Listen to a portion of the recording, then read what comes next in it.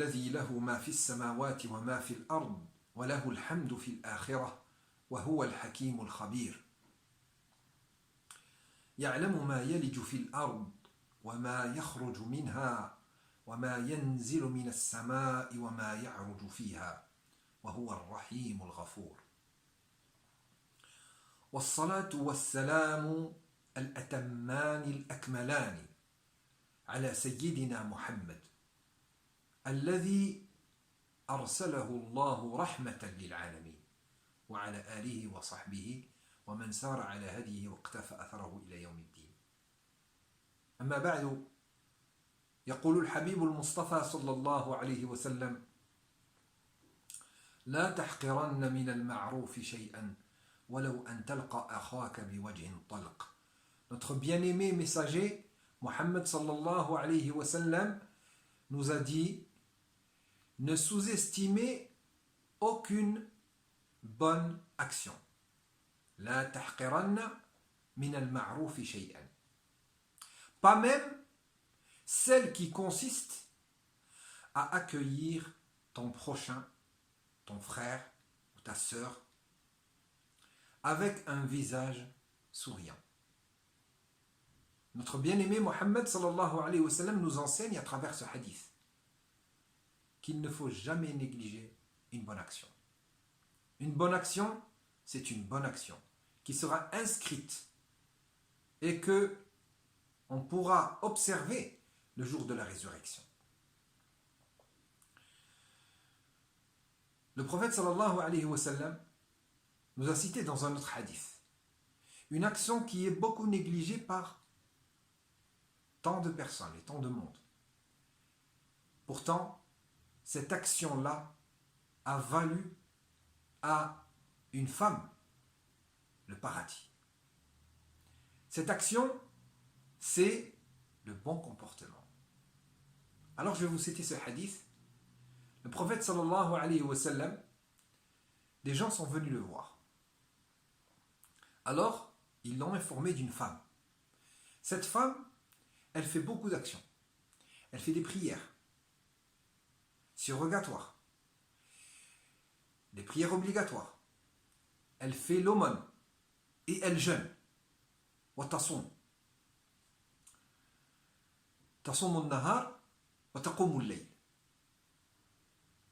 Alors les sahaba ridwanullahi alayhim lui ont dit par contre, ya Rasulallah, cette femme n'a pas un bon comportement avec son voisinage. Elle n'a pas un bon caractère avec son voisinage. Le prophète sallallahu alayhi wa sallam alors a dit cette femme, il n'y a aucun bien en elle.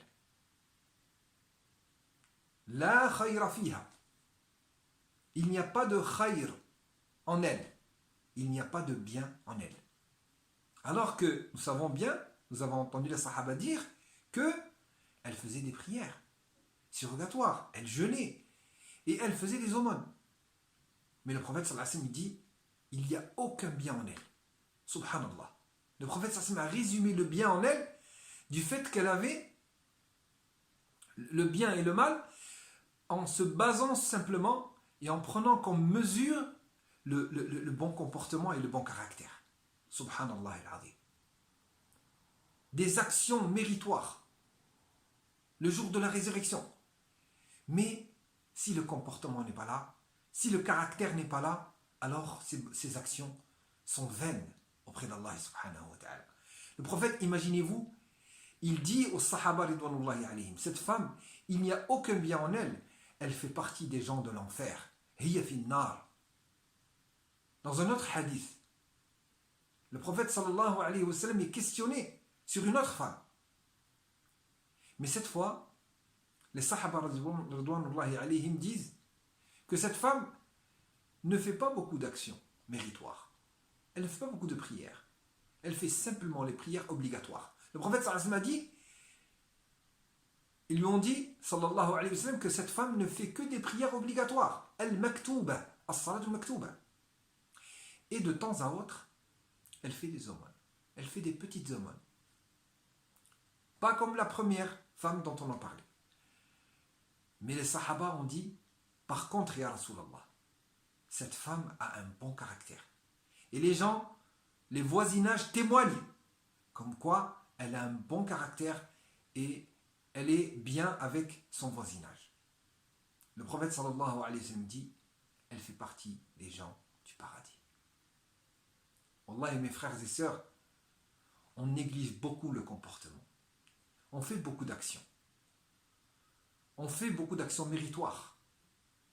Mais des fois, à cause de notre comportement, il se peut que nos actions soient caduques et annulées. Alors le prophète sallallahu alayhi wa sallam donc nous informe qu'il ne faut jamais sous-estimer ni négliger une bonne action. Le prophète sallallahu alayhi wa sallam nous a informé dans un hadith qui va dans ce sens que il faut se préserver de l'enfer. Mettre un bouclier entre nous et l'enfer à travers la sadaqa, à travers l'aumône. Le prophète sallallahu alayhi wa sallam dit ittaqun nara, préservez-vous de l'enfer, walaw bi shiqqi tamra, ne serait-ce qu'au moyen de la moitié d'une date. C'est-à-dire, toute personne qui a une date se doit de couper la date en deux, donner la moitié en aumône et manger l'autre moitié. C'est-à-dire que vraiment, essayez de vous préserver de l'enfer à travers n'importe quelle aumône, sans regarder la mesure de cette aumône. Mais il faut observer dans cet acte-là l'intention qu'on veut derrière cela. On veut la satisfaction d'Allah subhanahu wa ta'ala. Et comme cette action-là que nous avons citée, son statut est le même statut que le statut des actions qui sont mauvaises. Quand tu fais une mauvaise action, sache que, aussi petit soit-elle, tu la verras le jour de la résurrection inscrite dans ton livre. Elle sera inscrite dans ton livre que tu prendras de la main droite ou de la main gauche. Elle sera inscrite, fût-elle du poids d'un atome, comme Allah subhanahu wa ta'ala il a dit dans le Coran. فَمَنْ يَعْمَلْ مِثْقَالَ ذَرَّةٍ خَيْرًا يَرَهُ وَمَنْ يَعْمَلْ مِثْقَالَ ذَرَّةٍ شَرًّا يَرَهُ. Alors là, je cite un hadith du prophète sallallahu alayhi wa sallam qui dit: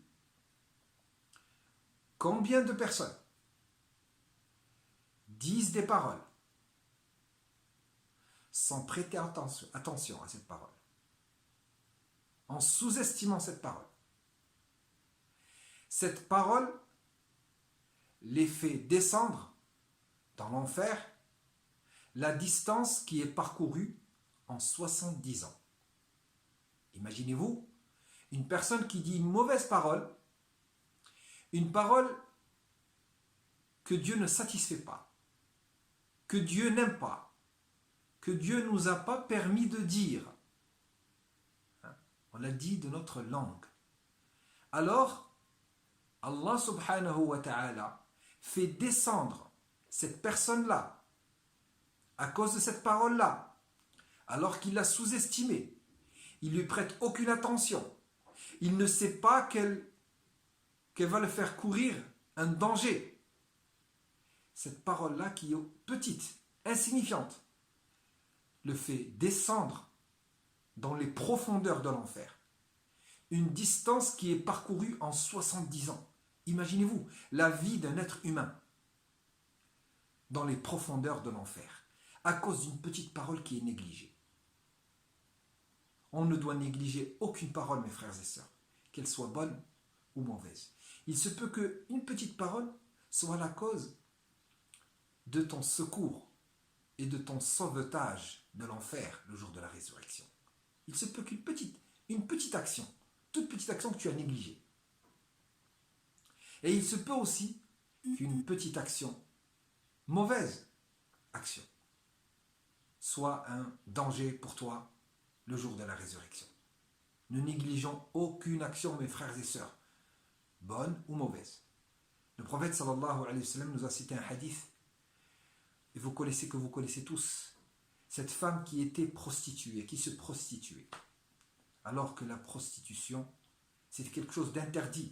La fornication et l'adultère est quelque chose d'interdit, fait partie des péchés capitaux, des grands péchés.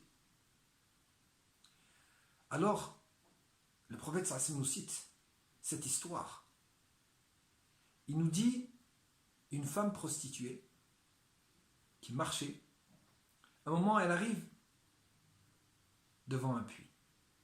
Elle trouve un petit chien. Ce petit chien a tellement soif qu'il lèche la terre avec sa langue.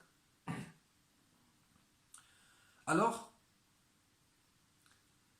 le prophète sallallahu alayhi wa sallam nous dit, elle a pris sa sandale, elle a fait descendre dans le puits, elle a retiré sa sandale et il lui a donné à boire. Allah subhanahu wa ta'ala, de par cette miséricorde qu'il y a eu dans son cœur, à cette femme-là, pour venir en aide à un petit chien, Allah tabaraka wa ta'ala lui a pardonné et l'a préservé de l'enfer.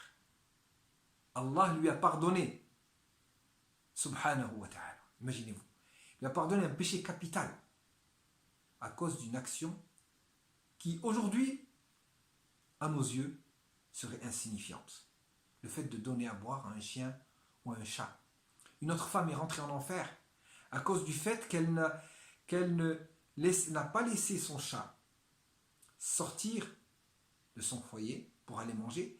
Elle lui a donné rien à manger jusqu'à ce qu'il meure. Ce chat lui a causé la perte. Elle est rentrée en enfer à cause de ce chat et de ce comportement qu'elle a eu à l'égard de ce chat.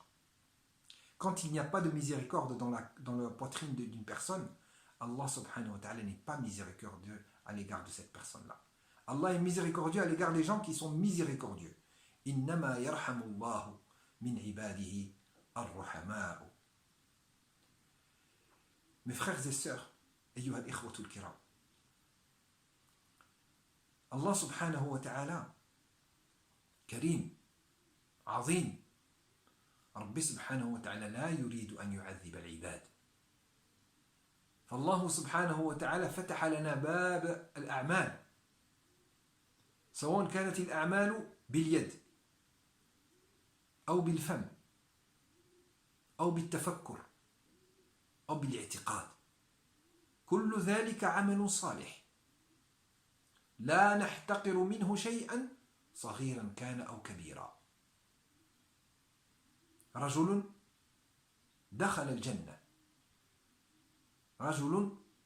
الجنة بسبب أنه أزاح من الطريق غصن شوك فشكر الله له فغفر الله له غفر الله له بسبب أنه أزاح وأخر